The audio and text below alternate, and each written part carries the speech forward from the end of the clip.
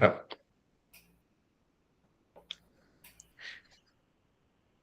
Olá, pessoal, sejam bem-vindos para mais uma aula do nosso componente curricular Política das Relações Étnico-Raciais Afro-Brasileira e Indígena.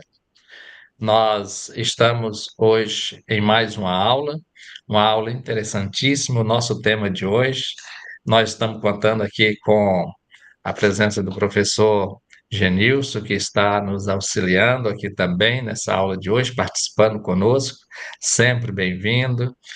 Professor Genilson, que tem colaborado e é um entusiasta também dessa temática aí conosco e está prestando um grande serviço aí na tutoria. Vocês fiquem à vontade, aproveitem. Não é todo dia que se tem um doutor aí acompanhando é, os acadêmicos numa disciplina tal como esta, né? Então, na nossa aula de hoje, nós vamos estudar um pouco sobre a literatura e representação dos povos indígenas e africanos e diversidade nas religiões, nos símbolos e nas artes das culturas indígenas e afro-brasileiras. Vejam que é uma temática bem recheada. Observe que quando a gente fala aí de literatura e representação, a gente tem logo em mente que a literatura ela vem a partir de texto literário, que é um patrimônio cultural. Patrimônio cultural é tudo aquilo que nos remete a algo de mais importante da vida de uma sociedade, da vida de um povo, que são os aspectos culturais que permeiam a vida dessa sociedade. Então, é possível conhecer uma cultura e a sua representação diante do mundo por meio de sua literatura. Então, quando nós queremos conhecer um pouco sobre a França, sobre os Estados Unidos, sobre a Inglaterra ou sobre outro país qualquer, nós vamos fazer alguma leitura sobre alguma literatura desse país. Logo, nós conhecemos um pouco sobre a cultura destes países. Então, quando nós queremos conhecer um pouco mais sobre a cultura de um determinado povo ou de uma determinada etnia, nós vamos fazer leituras sobre aquela etnia. Se eu quero conhecer um pouco sobre a cultura dos Carajás, dos Javaés, vou fazer leitura sobre aquele povo. E aí, a literatura daquele povo. E logo eu tenho conhecimento dos aspectos culturais que envolvem aquela etnia. Então, a literatura, ela traz essas representações. Pelo texto, é possível identificar, aí, por meio dos estudos dos literários, a identidade de determinadas comunidades ou os grupos étnicos. Então, nós estamos aqui reforçando justamente essa questão para chamarmos a atenção para o que vamos iniciar a discutir na nossa aula de hoje. Mas vamos prosseguir aí sobre essa literatura e representação. Não existe uma única literatura quando se fala em indígena e afro-brasileiro. Pelo contrário, a natureza da arte literária é e se permitir ser diversificada, não? É igual falarmos da cultura brasileira, na literatura brasileira. Não existe somente um tipo de literatura brasileira, né? Nós temos uma literatura que expressa mais a cultura do Sul, temos uma literatura que expressa mais a cultura nordestina, a literatura de cordel, temos mais uma literatura que vai abordar mais o aspecto da região centro-oeste, da região sudeste, não? Então, tal qual é a literatura, isso para enfatizar de que não existe, para a gente já ratificar o que está no texto de vocês, que não existe somente uma única literatura, existe uma infinidade de literatura que nós é, precisamos conhecê-las, e quanto mais nós conhecemos, mais ampliamos a nossa visão de mundo, e quanto mais ampliamos a nossa visão de mundo, mais nós nos reconhecemos como pertencente à humanidade e mais nos percebemos como parte do outro e o outro como parte de nós, tá? Vamos prosseguindo na nossa aula, falando sobre agora a literatura e a cultura indígena. E aí, quando a gente fala sobre a literatura e a cultura indígena, temos aí que sobre a literatura sobre o indígena e do indígena, nós vamos falar sobre as novas descobertas no Brasil, sobre a escrita pela perspectiva do indígena, e vamos ver que aí até meados até aí 1990 aproximadamente, essa literatura do indígena ela não tinha algo assim tão forte, porque essa literatura não existia uma política para cuidar desses aspectos, era mais aquilo que alguém dos indigenistas, que às vezes ia e alguém fazia essa literatura a seu bel prazer, mas depois nós conseguimos ver isso mais, já vai direcionando mais, com mais investimento na literatura, começa já a se despertar para a defesa dos povos nativos, né? E aí, com esse despertar, já começa mais investigação e pesquisa sobre os povos indígenas, e as universidades começam a investir mais nesse campo de pesquisa das diversas etnias dos povos indígenas. Então, com isso, aí nós temos um acesso maior e uma produção literária maior sobre os povos indígenas. E aí nós vamos observar agora mais alguma coisa sobre a literatura e a cultura indígena. Veja aí, temos os investimentos na educação indígena, que aí nós começamos ter investimento, inclusive agora vem já novas legislação que o indígena precisa aprender, ele tem que aprender a língua portuguesa, mas ele precisa aprender a sua língua materna, diferentemente do que era anteriormente, que era obrigado a aprender a língua portuguesa, tinha inclusive que não se ligava ou não importava para esse homem, esse chamado homem branco, se ele perdesse a sua língua materna, né? O importante é aprender a língua portuguesa. Agora, as novas políticas já vêm que ele tem que aprender a língua materna imperiosa na educação desse indígena. E aí depois vem a questão a produção, inclusive a produção do material didático na própria língua materna para a educação indígena, né? Nós temos as obras aí destinadas para o ensino da cultura indígena na própria língua mãe. Isso vai ampliando a produção da literatura e o difundir da cultura indígena. Temos aí escritores indígenas independentes e os quais se colocam aí como importantes defensores de seus valores, há exemplos aí para as próximas gerações. E o bom é que com essa abertura que houve aí dos anos 90 para cá, nós temos o indígena passou a ter acesso à universidade e hoje nós temos muitos doutores nas universidades, muitos professores que são indígenas na universidade, muitos pesquisadores, e isso possibilitou o avanço nessa produção literária e aí esse eu não vou dizer uma quebra de paradigma, mas há um aumento na produção literária e as barreiras, muito embora a gente, o professor Genilson, que trabalha também no campo da arqueologia e da antropologia também, que estão ali ligadinho, pertinho, e lida também com essas questões, ainda não se quebrou totalmente essas barreiras, mas a gente observa que, com esse acesso dos indígenas à universidade, já se tem também uma facilidade maior das pessoas desse chamado homem branco, né?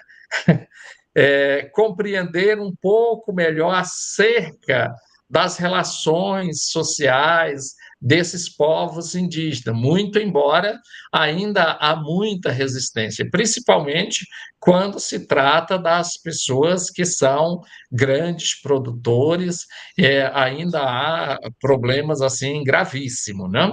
Mas em relação à literatura, a gente passa a ter uma produção literária mais acentuada, né? E agora vamos prosseguindo, tendo aí um pouco de literatura e cultura afro-brasileira.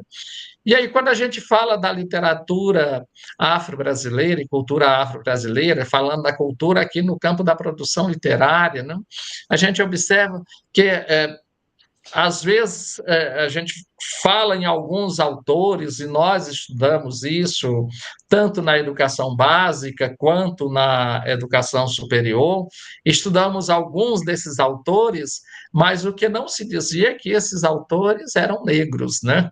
Então, se fala, quem não estudou, quem passou pela educação básica, e até mesmo pelos cursos que estão mais na área de letras, né? Que não estudou Machado de Assis, né? Mas não se falava que o Machado de Assis era um negro, não? Então isso ficava um pouco abafado, né? Porque o cara é um gênio, né? Na produção literária, né? Mas nós temos aí o negro como autor que surgiu aí nas últimas décadas do século XVIII, mas isso teve um avanço maior aí essa presença maior no século XIX. E aí sim, destacou-se aí Domingos Caldas, Barbosa, nesse período de 1740 a 1800, Maria Firmino dos Reis, de 1822 a 1927, aí o período da chamada independência do Brasil, né, 1822, Luiz Gama, de 1830 a 1882, vem o Machado de Assis, de 1839 a 1908, Cruz e Souza, de 1861 a 1898. E aí nós temos mais também, nós estamos só apresentando para vocês esses autores que são autores que produziram essa literatura, que fazem parte dessa literatura e da cultura afro-brasileira e da história do nosso país, da afro-brasileira, que nós temos aqui no nosso país. Nós temos mais alguma coisa sobre esses autores, vamos ver um pouco mais. Temos aí o que diz Silva acerca dessa literatura e cultura afro-brasileira. Ele diz que a literatura afro-brasileira é uma forma de desmistificar os estereótipos criados pelo racismo, de modo que há uma ressignificação dos sentidos dados ao negro. Ou seja, que o negro era aquela pessoa incapaz de pensar, era aquela pessoa que nasceu era para trabalhar, era o burro, né? Então, não é bem assim. É inteligente tal qual, até porque nós somos humanos, nós somos trabalhando com a, a, a raça, né? A raça humana, nós somos a raça humana na mais, no mais, na mais cristalina definição do termo, da palavra raça, então todos nós somos dotados dos mesmos sentidos, né? E, portanto, das mesmas inteligências, das mesmas capacidades, das mesmas faculdades mentais, físicas, fisiológicas, biológicas, portanto, todos nós somos capazes. Então, o Silva ele vem ratificando isso, essa forma de desmistificar e ressignificar essas questões que se tem, que foi justamente colocado esse estereótipo pelo homem branco, e por que não dizer algo que vem da Europa, dentro daquele processo de escravização, não? Então, cria-se os estereótipos para poder servir, a partir desses estereótipos, também ser apresentado como uma espécie de instrumento de dominação. Não? Bom, Vamos prosseguindo, observando um pouco mais que entende-se que a literatura afro-brasileira é a produção literária de autores que se consideram afrodescendentes e que se comprometem à produção e o embate racial por uma poética negra com substância e estética negra para a afirmação de uma identidade cultural. Então, veja que Paula e Silva, ele traz isso para ratificar, porque essa produção literária pelos autores afrodescendentes, né, eles trazem justamente essa conotação, para dizer, olha, nós estamos aqui, nós somos afrodescendentes, estamos aqui produzindo uma cultura, uma literatura e uma cultura afro-brasileira, mas nós queremos o nosso espaço porque nós somos capazes. Nós ajudamos a produzir a riqueza dessa terra, nós estamos nessa terra, nós fazemos parte dessa terra, portanto, nós não queremos ser melhor do que ninguém, só queremos ser igual a todos, né? Então, isso é muito bacana. É aquela questão de nos reconhecermos e termos isso bem claro. Quando alguém quer se tornar melhor do que outro, fuja dele, porque não é alguém confiável. Fiquemos perto de alguém enquanto este alguém está em pé de igualdade com todos. Porque quando alguém quer ser superior ao outro, aí já vem uma visão etnocêntrica e o etnocentrismo não dá, porque não dá e o mundo não tem mais espaço para quem quer pisar no outro, tá? Vamos prosseguindo. É, e o que é a simbologia cultural? E aí sim, já vamos falando aí sobre alguns significados, trazendo já outros autores, como Levi-Strauss, né? A simbologia é o estudo dos símbolos culturais e suas representações sociais, espirituais e identitárias, né? É muito bacana quando a gente estuda a questão das simbologias, e aqui a gente está trazendo soluções para vocês, para compreender, mas quando a gente trabalha a questão da simbologia, e eu gosto muito de falar, quando você passa é, ou entra em um determinado espaço e você vê lá uma cruz na parede, o que lhe vem à mente de imediato? Aqui nesse espaço tem as pessoas que frequentam esse espaço, é alguém que é adepto do cristianismo, porque aqui está uma cruz. Então, a cruz ela se torna um símbolo universal do cristianismo. Então, são questões que o símbolo ele já identifica o aspecto tanto da cultura como também da religião de um povo. Quando você entra em um setor ou e tem lá uma bandeira que tem um divino, que tem uma pomba gravada lá no centro, você já sabe que ali é alguém que é adepto das festividades do Divino Espírito Santo.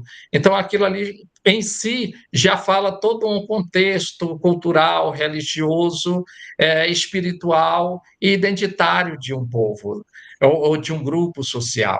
Então, isso é muito bacana, né? Então, Levi-Strauss ele afirma que a cultura é um sistema mediado por símbolos, os quais organizam aí a percepção do mundo. Por esses símbolos, nós vamos nos percebendo no mundo. No trânsito, nós vamos no trânsito e vemos placas. E essas placas são símbolos que nos guia, que diz, olha, aqui você tem que parar, aqui você tem que ir para a direita, aqui você pode virar. São símbolos que estão postos e faz parte da nossa cultura da aprendizagem do trânsito.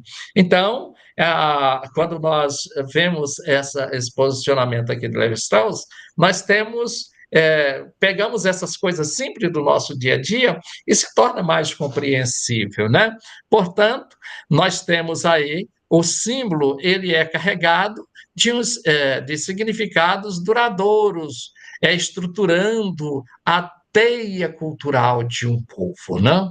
Não é algo assim que hoje é, amanhã não é, né? Isso aí é modismo, né? Os símbolos eles permanecem, eles passam pela média, e entram na longa duração, tá? Então vamos seguindo, temos mais coisa aqui para compreendermos um pouco mais a importância dos símbolos culturais. Qual é a importância?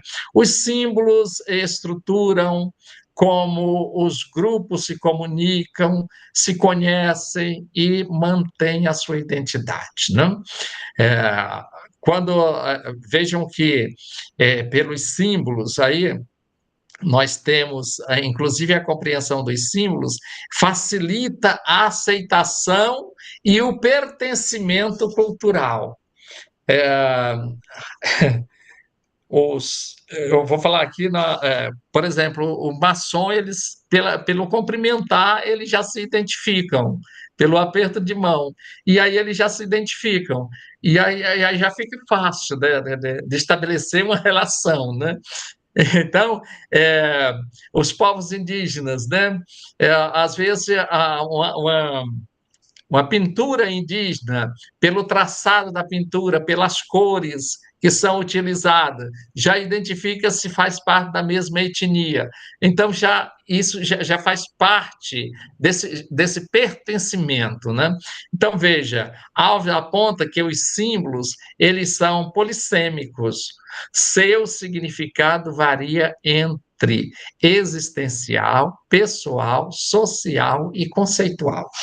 Então, veja, ele é amplo, né? O símbolo ele tem um conceito amplo. Ele é pessoal, por exemplo, às vezes você tem algo que é familiar, é um símbolo familiar e tem um significado extremamente importante para você. Que aí, quando você pega aquele símbolo ali, você diz: opa, isso aqui é um objeto que pertenceu à minha avó, isso aqui é algo que é importantíssimo para mim, né? Para, para a minha existência, né? Mas, então, é pessoal. Mas tem outros símbolos que é social, né? O exemplo que eu falei há pouco, da cruz, né? E isso é importante a gente ter essa compreensão, que quando a gente tem essa compreensão, a gente passa a respeitar melhor as pessoas e a respeitar melhor a nós mesmos. Vamos prosseguindo aqui, vendo exemplos de simbologia indígena, né? Aqui nós encontramos grafismo como Ipará, Corá, que são os losangos, né? Tem o já, que são as linhas retas, e o Ixi, que é o zigue-zague, representam proteção, fluxo e espiritualidade. Então, vejam, algo que nós, chamados homens brancos civilizados, né, olhamos, não entendemos nada, mas para aquele povo, para aquela etnia, tem um significado importantíssimo, é um símbolo importantíssimo para eles, né? O grafismo indígena não é meramente decorativo, comunica saberes sagrados e ancestrais. Ele ali, além de comunicar os saberes sagrados, tem a questão da religiosidade, não é nem religiosidade, é espiritualidade, né? A questão da espiritualidade e a ancestralidade, ou seja, o respeito aos ancestrais, né? Então, veja que ele se torna aí escudo contra as energias negativas, símbolo de pensamentos claros e aberto para o novo, né? Quando você coloca o cocar, né? Eles quando coloca aquele cocar, é o símbolo de proteção contra as energias negativas. Para nós, é simplesmente um cocar de pena na cabeça de um índio, né? Mas para eles não é isso que representa, não? talvez eles olhem para nós e vejam um chapéu na nossa cabeça, não vão entender por quê, né? Vamos prosseguindo aqui. A simbologia afro-brasileira, oferendas e orixás, né? Aí nós temos as oferendas a Oxum, composta aí por ovos, camarões, azeite, representa fertilidade, doçura e maternidade. Veja que quando a gente trabalha com essas questões das simbologias, cada etnia, cada povo tem a forma, tem os seus símbolos e o significado, por que que eles fazem, por que que aqueles símbolos são importantes para eles, né? Veja, para o Oxum, o azeite, ovos, camarão, eles representam fertilidade, doçura e maternidade. Os alimentos e objetos escolhidos refletem atributos espirituais dos orixás. Então, tudo é escolhido já com o sentimento de agradar aos orixás. Vejam que, dentro desse contexto, cada elemento material expressa um valor simbólico que liga o devoto ao sagrado. É, Na escolha de cada objeto, aqui está objeto, e eu trocaria pela palavra produto, de cada produto, já tem um sentimento de um sentimento do sagrado, já tem um sentimento voltado para algo que vai além do que está ali, já para algo que está no campo da subjetividade, que vai para o campo da. Não é da transcendência ainda, é da subjetividade mesmo, mas que já está no campo da religiosidade. Aqui já entra no campo da religiosidade mesmo, tá? Vamos prosseguindo aqui, falando um pouco mais sobre cosmovisão indígena e espiritualidade. Vejam que para os Guarani, tudo é sagrado: rios, matos, montanhas, são templos vivos da espiritualidade. Então, os rios são sagrados, as matas são sagradas, as montanhas são sagradas, são monumentos onde estão os deuses, estão ali presentes, portanto, não pode ser destruído. E aí a gente fica a esse chamado homem branco sabido, né? Que é uma coisa demais nessa briga. Por que que eles querem essas terras? Por que que não é para derrubar? Porque ali é onde estão os deuses que eles acreditam. Então, eles olham para as matas, olham para os rios, e ali é onde estão os deuses. Então, tudo é sagrado. O xamantismo, ele envolve aí as práticas dos cantos, não? O uso de maracás, as ervas, que conectam ao mundo espiritual. Dentro desse contexto, aí o pajé entra em transe, que, segundo Laraia, para receber espíritos e realizar as curas espirituais. Então, vejam que é a forma, essa cosmovisão da espiritualidade indígena. Não é por acaso, não? Então, eles acreditam, é a forma, a pagelância que nós o chamamos, que olhamos e achamos que é uma. Quando a gente não entende, diz que é tudo a macumbaria, é a macumbaria dos indígenas, né? Não tem nada a ver, aqui é a pagelância. A macumbaria está lá no outro contexto, né? Aqui é a pagelância, é a forma como eles acreditam, é a forma como eles excitam a fé que eles têm, que podem ser curados, né? Vamos prosseguindo aqui, né? Olha, os rituais indígenas e a transmissão oral.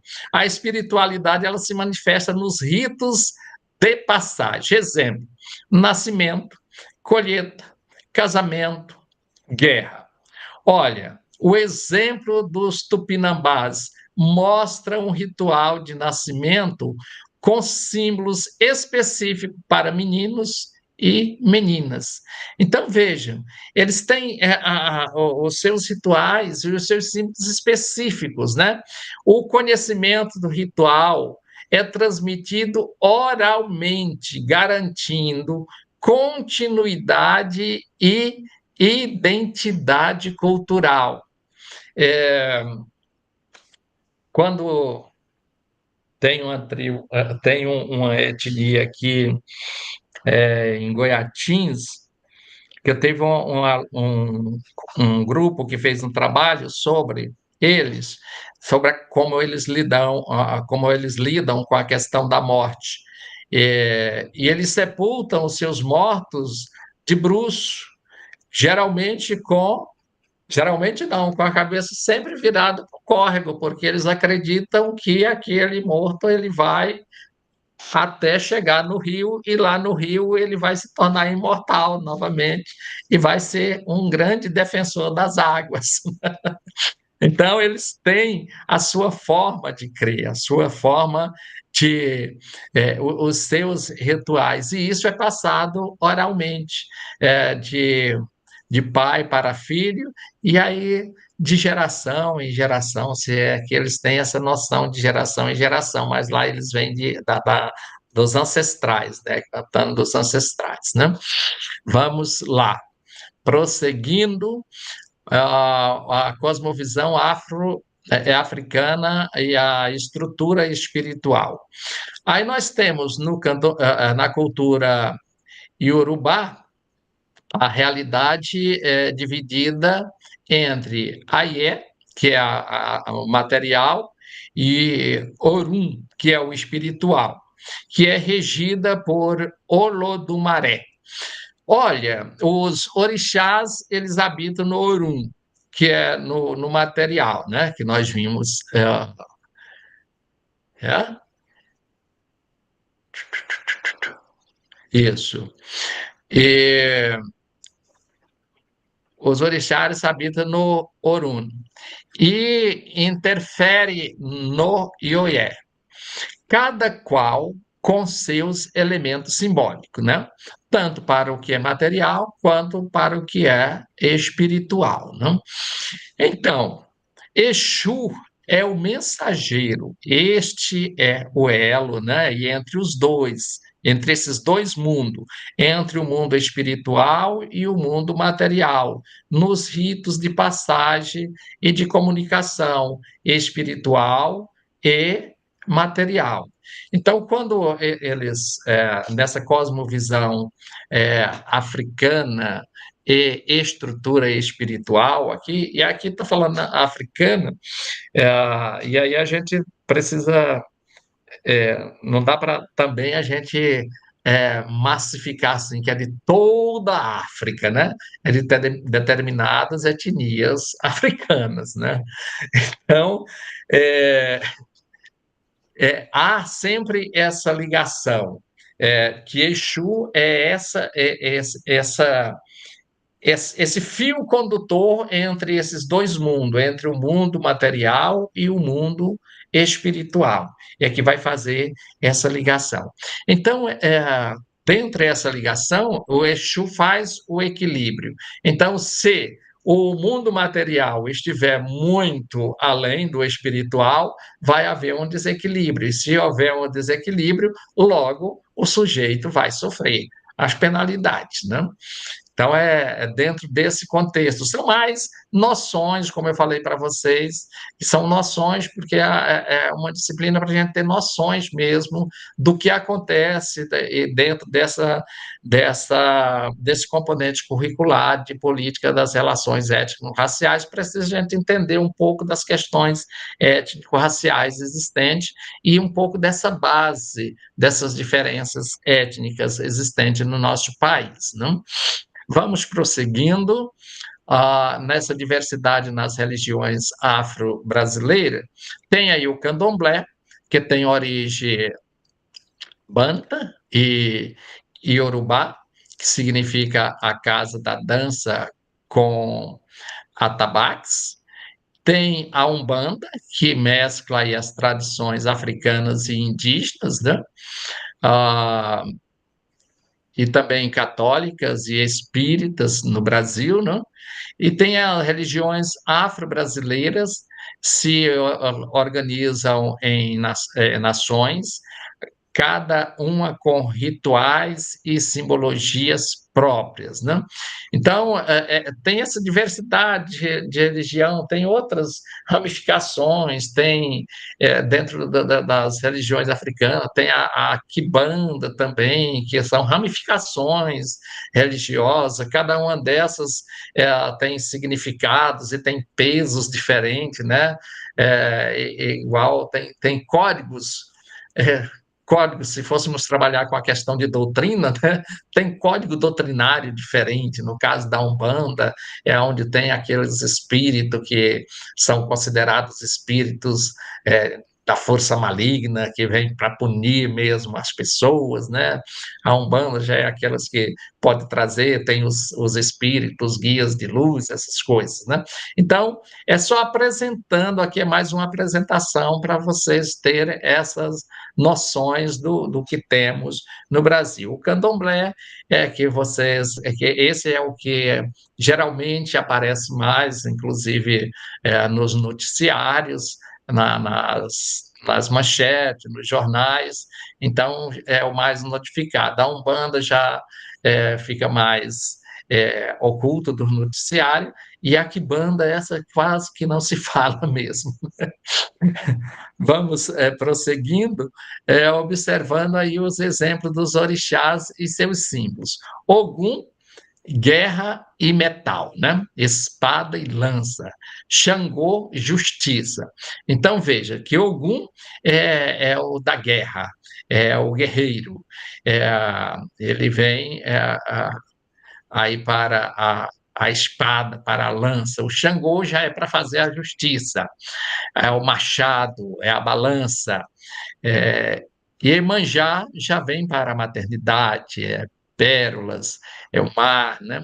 Aí vem as cores, os instrumentos, colares, variam conforme a função e a personalidade de cada orixá, né? Para cada um desses tem as cores diferentes. Vocês veem que a Iemanjá, quando tem as esculturas, né? Geralmente é aquele azul claro, com as tonalidades de branco, aquelas cores mais sublimes. Os outros, os guerreiros, já aquelas cores mais escuras, mais fortes, né?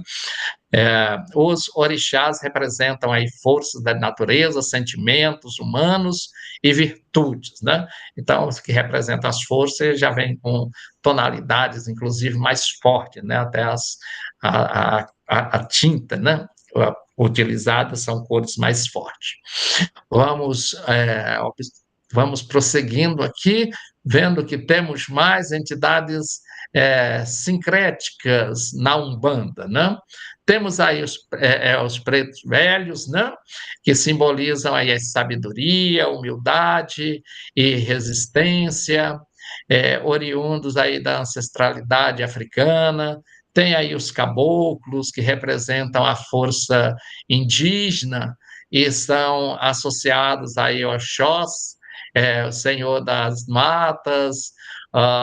Isso vem, a Umbanda expressa muito bem isso, não? Nos terreiros de Umbanda, aparece muito os caboclos, né? É, Hoje as coisas mudaram muito. Até ali a década de 80 tinha muito aquelas. No interior tinha muito aquela questão dos terecôs, né? Então tinha aquelas casas de terecô, que tinha aquelas festas, tinha aqueles dias, geralmente da sexta para o sábado, eram as rodas de terecô, que eles cantavam para receber esses espíritos. E entre esses espíritos vinha os caboclos, né? Que é isso dentro da Umbanda, que representava justamente isso. Eram os guerreiros, os caboclos, que representavam os indígenas, e também os que representavam os africanos, essa força africana que representava a resistência, a vinda do preto velho, né? Então, aqui nós temos um sincretismo religioso, ou seja, trilhar aí dentro da Umbanda, sem saber aonde começou a presença dos indígenas e a presença dos dos africanos dentro da Umbanda. Mas o certo é que lá estão presentes os dois, né? Vamos em frente, né?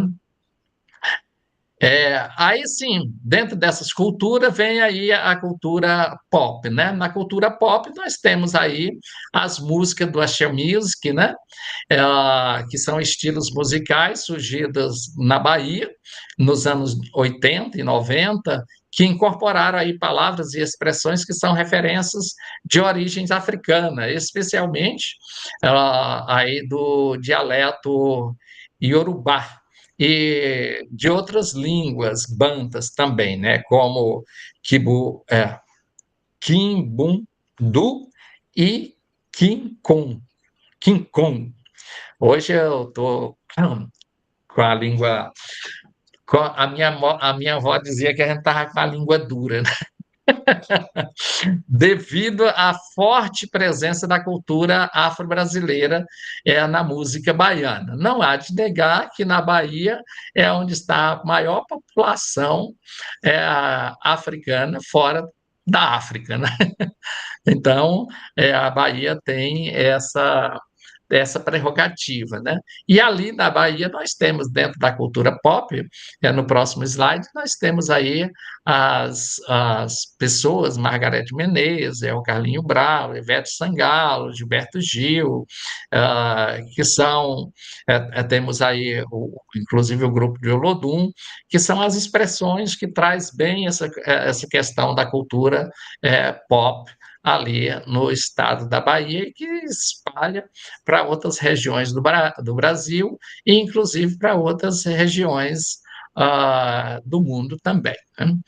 Vamos prosseguindo, chegando aqui na cultura pop também, que embora muitas dessas músicas usem essas palavras, nem sempre elas são usadas em um contexto religioso autêntico. É mais em uma questão poética, em uma questão ah, de para dar sentido ao ritmo, à rima, né? Em alguns casos, elas são apropriadas com fins estéticos, né? Carnavalescos ou populares. Ainda assim, a presença dessas palavras revela a força da cultura africana na identidade musical brasileira, né? Então, veja que essas palavras elas representam que, no Brasil, é inegável a presença da cultura africana no nosso povo. Não temos como negar essa existência. Vamos prosseguindo aqui nessas considerações finais, que estudar aí a simbologia cultural, é compreender a forma de como os povos constroem sentido para a sua vida. Já pensou existir um povo sem ter nenhum símbolo para dar sentido à sua vida? Seria praticamente impossível. Os símbolos indígenas e africanos, eles revelam espiritualidade, identidade e modo de vida dos próprios povos, não? Valorizar essas diversidades simbólicas fortalece o respeito e a convivência plural em nossa sociedade. Quando a gente valoriza, se valorizarmos essa diversidade, fortalecemos os nossos laços, fortalecemos o respeito, fortalecemos a convivência, os nossos laços de convivência, e certamente nós temos melhores condições de vivermos em uma sociedade mais harmônica, respeitando o outro e sendo respeitado. E assim, vivendo melhor cada dia mais. Tá bom, pessoal? Nós chegamos aqui ao final da nossa aula de hoje. Nos encontramos na nossa próxima aula. Até lá, pessoal. Um grande abraço. Tchau, tchau.